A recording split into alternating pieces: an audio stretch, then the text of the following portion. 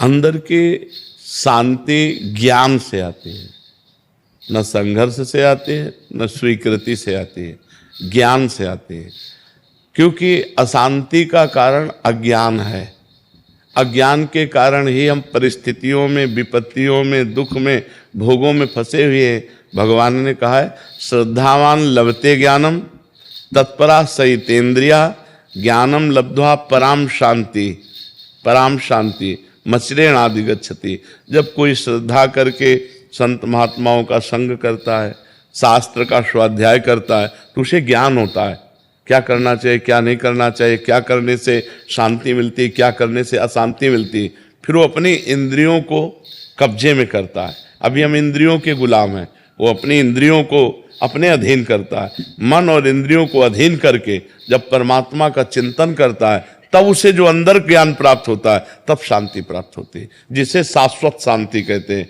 कि भारी से भारी विपत्ति में भी उसके हृदय में कोई हलचल नहीं, उसे शांति कहते हैं। प्रारंभ की शांति त्यागात शांति अंतरम, जो जितना भोगों का त्याग करता जाएगा उतना ही वो शांत होता जाएगा। और भोगी पुरुष अशांत होता है और त्यागी पुरुष शांत होता है। तो अगर हम संघर्ष से कहें तो संघर्ष से नहीं, ज्ञान से, ज्ञान से प्राप्ति होती है। अब हम स्वीकृति करें कि मैं शांत हूं, तो इतने मात्र से शांति थोड़ी हो जाएगी, कोई विपत्ति आ जाएगी। अब ये शांत हो, जब हमारे अंदर ज्ञान है कि विपत्ति किसके ऊपर प्रभाव डाल रही, ये क्यों आई है, इसका कारण क्या है, और उस कारण को जानते हैं कि हमारे ही कर्मों का फल है, तो हम बहुत शांत होकर, निरपेक्ष होकर उसको सह लेते हैं। तब शांति रहेगी जब ज्ञान रहेगा। अगर ज्ञान नहीं तो शांति नहीं रहेगी। काफी बार ऐसा होता है कि ज्ञान होने पे भी वो नहीं हो पाता, इसका क्या कारण है हमारे? वो ज्ञान केवल ऐसी जानकारी, जैसे स्वप्न में हम देखते हैं कि हम जगे हुए हैं और हम कार्यरत हैं, लेकिन हम सोए हुए होते हैं, जगे हुए नहीं होते। उनको ज्ञान नहीं हुआ, केवल वाचिक ज्ञान है। असली ज्ञान जब प्राप्त हो जाए, बताया ना, जो अंदर से भजन करने से ज्ञान आएगा। तभी एक आता है शास्त्रीय ज्ञान, सुना कर ज्ञान, और एक होता है अंदर का ज्ञान। अंदर का ज्ञान शांति प्रदान करेगा। जो भजन करोगे, इंद्रियों को भोगों से हटाओगे, और जब असली ज्ञान है तो हमें पता है कि फिर वो शांति भंग नहीं होगी। जब तक ब्रह्म ज्ञान नहीं है, भगवत ज्ञान नहीं है, तब तक तो अशांत रहेगा ही जीव।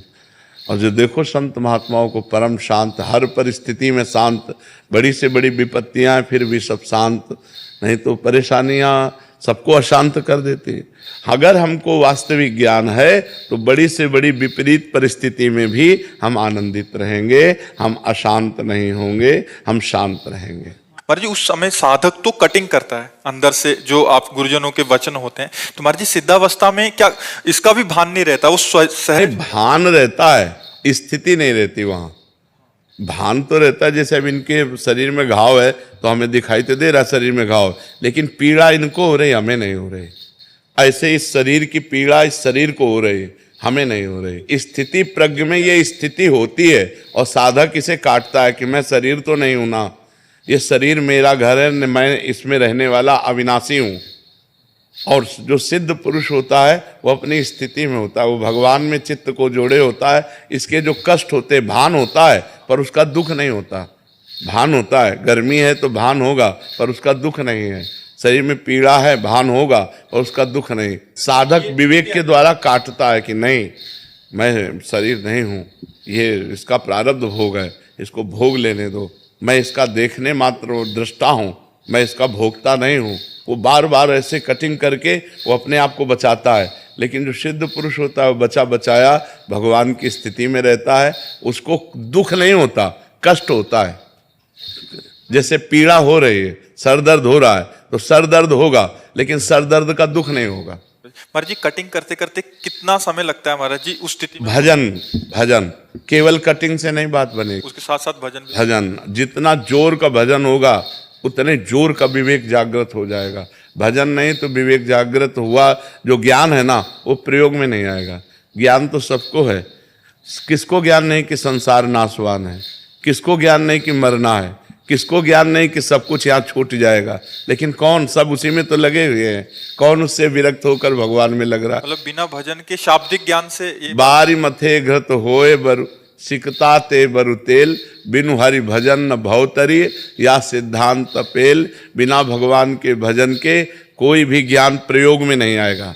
प्रयोग में तभी आएगा जब आप डट के भजन करोगे, संसार से हट के भजन करोगे और खूब डट के भजन करोगे, तब तो ज्ञान विज्ञान सब अंदर जागृत हो जाएगा। जी। आज पूज्य श्री प्रेमानंद महाराज जी ने हम सभी लोगों को बहुत ही उत्तम एवं शिक्षाप्रद प्रवचन सुनाया है।